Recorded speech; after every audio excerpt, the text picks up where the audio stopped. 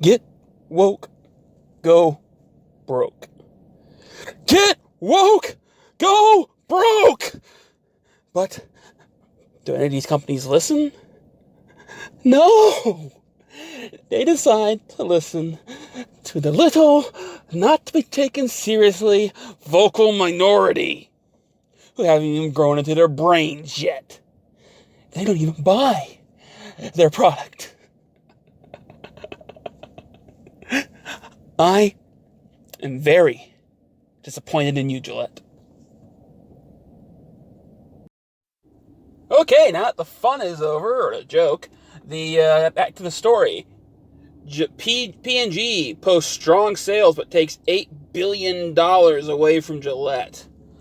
And they play it off at, they lose $5.24 billion, and it comes down to $2.12 a share by the end of this June.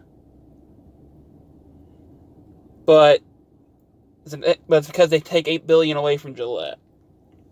And this comes from the real story, from the little movie they did, because they call it a short film. It was actually just a commercial. And yeah, they basically told, if you don't remember, they told their entire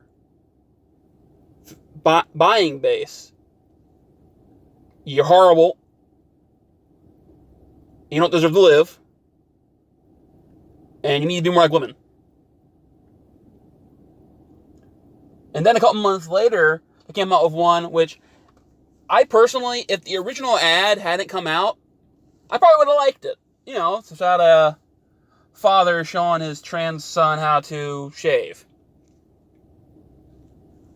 Because the hormones he's taking now will make the hair grow. And, you know, that's just, okay, they're being acceptance. If they hadn't come out with the We Hate All Men commercial first, the second one probably would have just been some religious people on the far right hating it, and everybody else not thinking two bits about it. It would have just been a breath in the wind. But the original commercial put them on blaze of being the woke people, and the one thing that the woke people all can agree on is they love identity politics. And for those of you who don't know, identity politics is where you don't give a fuck about anything but what a person identifies as and what they look like. That's it. So in the case of storytelling, you like Star Wars Episode 8 because Rey's a girl, Rose was a female Asian girl, Finn was a black man, and Poe was a Hispanic man. And Hodo was a lesbian with pink hair. You don't give a shit about the story, you don't care about the acting, you just care that there's representation. Kind of like woke Randolph. That's kind of why this is being covered on this channel, mostly just because I find the story fucking funny. But secondly, it's part of entertainment, because as I said, Gillette considers those short films. So it's their movies. And they can lie and say it's just bad sales because they have other competitors, but they've been having these competitors for years. And Gillette was, as they've said, the best a man could get for all these years. Nothing new has come out, except for maybe Dollar Shave Club. And they use Gillette products, or whoever they can get the most, because they buy wholesale and then mail it out to their customers for cheaper. Because that's what wholesale clubs do. It's like if you're going to a Sam's Club or something, you'll be giving a lot of money, or Costco's or something like that, or BJ's. For American audiences, obviously. I don't know if other countries have that type of things. And if you had gone into like Target and bought the 2 boxes of cereal, would have been more than if you just bought it at the wholesale club. The same 2 boxes. Because that's what wholesale is. You get a discount for buying more if you're going to buy it all separately. So, obviously, it's not that, because Gillette is even sold in wholesale clubs. So, what is the thing at the beginning of the year which made a lot of people say they're never going to buy Gillette again? throw out their existing stuff and buy other companies' products. What was that? Oh, yeah! The woke commercial. Well, commercials. Because a lot of people, okay, that second one, more identity politics crap. When, if it had come, like I said, if it had come out by itself, it would have been, meh, it's a commercial. But with the original identity politics of we hate all men are rapists, all men are pigs, all men are evil commercial they came out with, they screwed themselves, and they should have been expecting this. The person who made that original commercial should be shown this and first person fired, because when you take $8 billion away from a company, or you lose $8 billion, there's going to be layoffs. The first person laid off, the guy who wrote that commercial. Second person laid off, the guy who approved that commercial. Third person laid off, anybody who works for the company who starred in that commercial, or directed that commercial. Anybody who was attached to it. Because anybody on that set could have saw, sir, this is a bad idea. We got like a bunch of men who, they're not on the far left, they're not on the far right, so they don't care about this shit.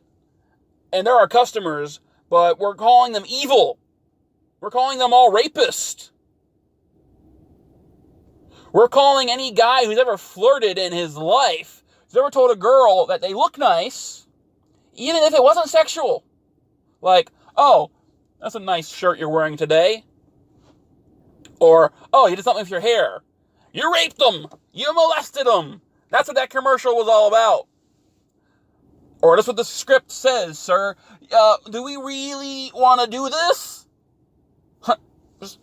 Just putting it out there. Is there documentation that they said that? Then yeah, they can keep their jobs. But other than that, anybody who worked on that commercial, attached to that commercial, should be the first on the line to be fired. Just proves the old saying right. Get woke, go broke. Marvel Comics. Now the movies are going to slowly follow. At least that's what a lot of people are thinking about, because a lot of people were actually saying how they weren't going to watch anymore after Endgame. That obviously wasn't true because of Spider-Man Homecoming. But, it's going to be a couple years before Doctor Strange comes out. And if you notice, Captain Marvel made $1 billion. Why isn't there a Captain Marvel 2? Also, I wonder why the hell isn't there a Black Panther 2? Black Panther made a shite ton of money. It was one of the most popular movies of 2018. Where the hell is it? Where's the sequel? That should have been right on the list. That should have been before Doctor Strange. Because he's still alive. And, well, of course, so is Captain Marvel. But Captain Marvel, they gotta say, okay, are we going to cover the years of her being missing? Or are we going to cover her now being back? And if they covered the years of her being missing, like if she came back, like 10 years, like a couple years later, the people would be saying that she was copying Wonder Woman again.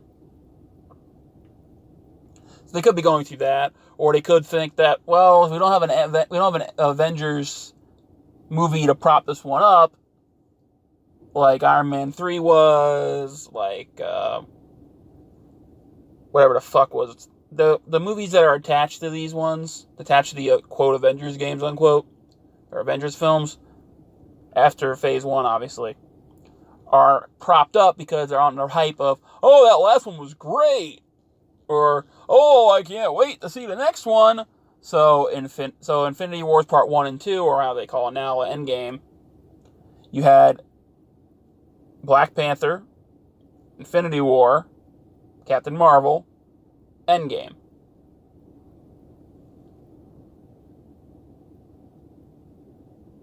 And each of them had a little scene, and the two films that were propped up by it had the little scenes of the movie in it. And Far From Home, or Entertaining as I called it,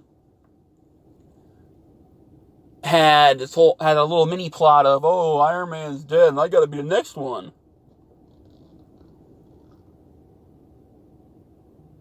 I mean, I personally stopped using Gillette products after this crap. I think I have one of the deodorant sticks left, but it's almost dead now, so I'll go back to the Dollar Tree ones that I had. Because, it was a decent sale, and I bought a big 6-pack of them at Sam's Club, and it's been sitting around, and I've been using it since. But, you don't really support a company that hates you. So, do you support them? What do you think of their woke commercials? Are you like me? Do you think the other commercial probably wouldn't have gone over that bad if they hadn't made the original one? Comment, don't comment, like, dislike, subscribe, unsubscribe, and remember, YouTube's free at the moment. And as always, have a good one.